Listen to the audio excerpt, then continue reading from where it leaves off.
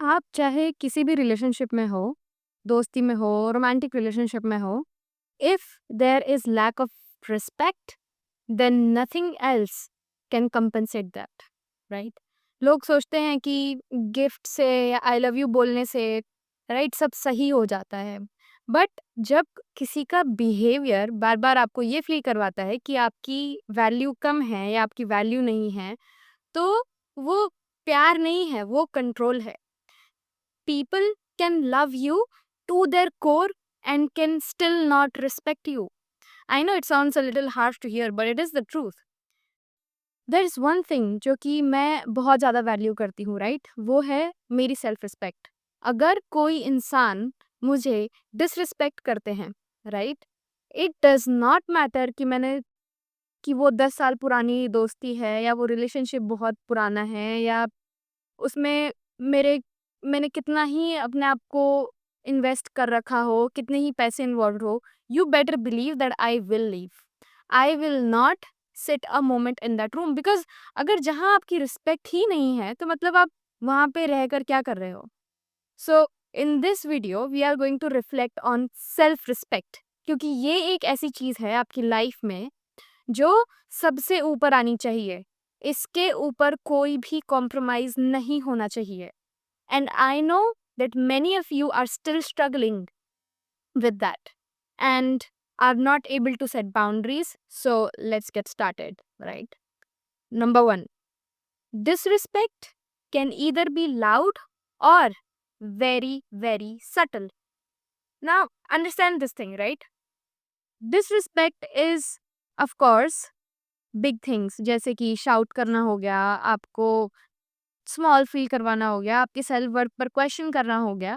But कभी-कभी वो बहुत सटल हो सकती है, जैसे कि आप बार-बार बोलते हो कि मुझे ये चीज़ नहीं पसंद है, प्लीज़ ये मत करो, और वो फिर उसको समझने की जगह वो इंसान ऐसे रिएक्ट करने लगते हैं कि तुम इसकी एक बहुत बड़ी डील बना रही हो, राइट? नोइंग कि वो चीज़ आपको परेशान कर रही है। So let's say for example कि आपको ये नहीं पसंद है कि आप जब किसी से बात कर रहे हो, वो बार-बार अपना फ़ोन चेक करे। So now you tell them कि मुझे ये पसंद नहीं है कि तुम बार-बार फ़ोन चेक कर रहे हो। It feels like that you are not listening to me. Now instead of understanding that small thing, वो डिफेंसिव हो जाते हैं कि तुमको तो सारा टाइम ही दे रखा है मैंने, इतनी भी बड़ी क्या बात हो गई, ब्ला, ब्ला, ब्ला, ब्ला। सेकेंडली, जब कोई आपकी बात इग्नोर करता है या उन लोगों को सपोर्ट करता है जो आपको हर्ट कर चुके हैं, ये भी एक तरह की डिसरिस्पेक्ट है। और हाँ, जब कोई बार बार आपको ऐसा फील करवाता है कि तुम्हें तो कुछ आता ही नहीं है, तुम ज़्यादा ही सोचती हो, तुम ज़्यादा ही ओवर रिएक्ट करती हो, that is also disrespect, basically invalidating how you feel. ये वो स्मॉल स्मॉल कमेंट्स होते हैं जो आपके कॉन्फिडेंस को तोड़ देते हैं, and in a longer run you will realise कि वो आपको फॉर ग्रांटेड ले रहे हैं। If someone respects you, they will honour the impact their actions has on you.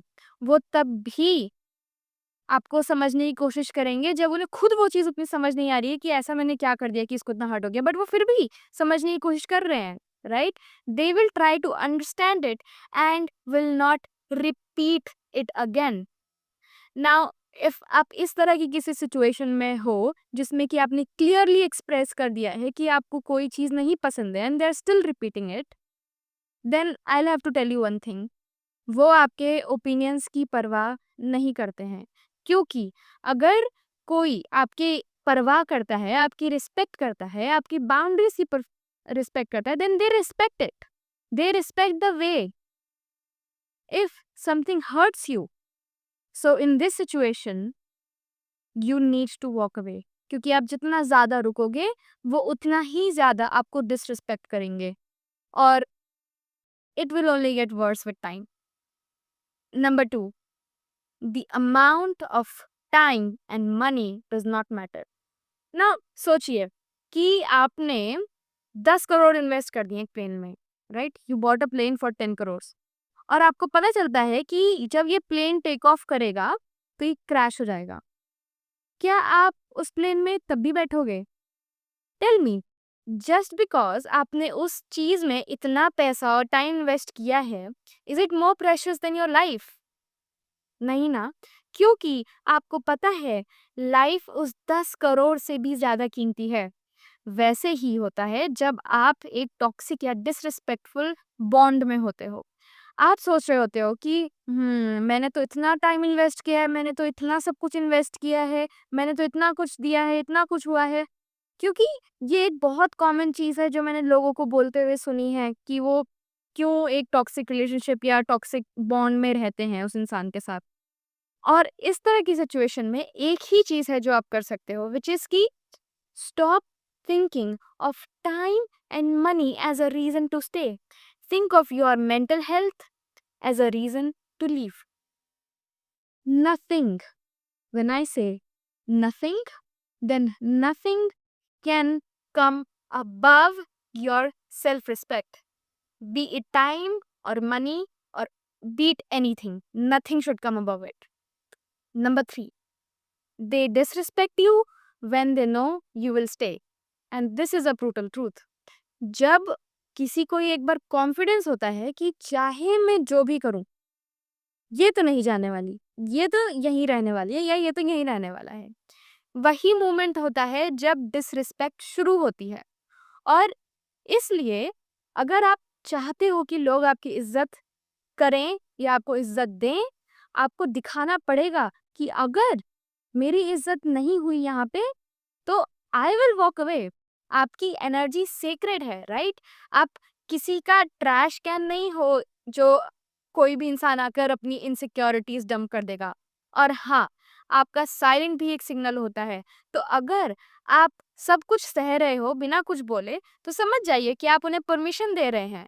और अगर वो ये बोलते हैं कि I did not mean for this to happen, that was not my intention, चलो एक बार हो गया तो समझ आता है। बट अगर वही पैटर्न प्रिवेल करता है, देन इंटेंशन से कॉन्सिक्वेंसेस इरेज नहीं होते हैं, राइट? आपको कोई बोनस पॉइंट नहीं मिलता है ये बोलने के लिए कि oops, while somebody's heart is bleeding out. And आपको ये अपने आप को रिमाइंड करवाना होता है कि I have now come to far कि मैं ये सब फुलिश बिहेवियर टॉलरेट करूं। Self love and standing up for yourself takes a lot of time and patience, and it asks for discipline. आपने अगर अपने आप पर इतना काम किया है तो ये काम इसलिए नहीं किया है कि कोई एक इंसान आए और उसकी वजह से आप अपने ओल्ड पैटर्न्स में दोबारा चले जाओ, right? Now number 4, financial independence. अब इस पॉइंट पे मैं जितना जोर डालूं उतना कम है।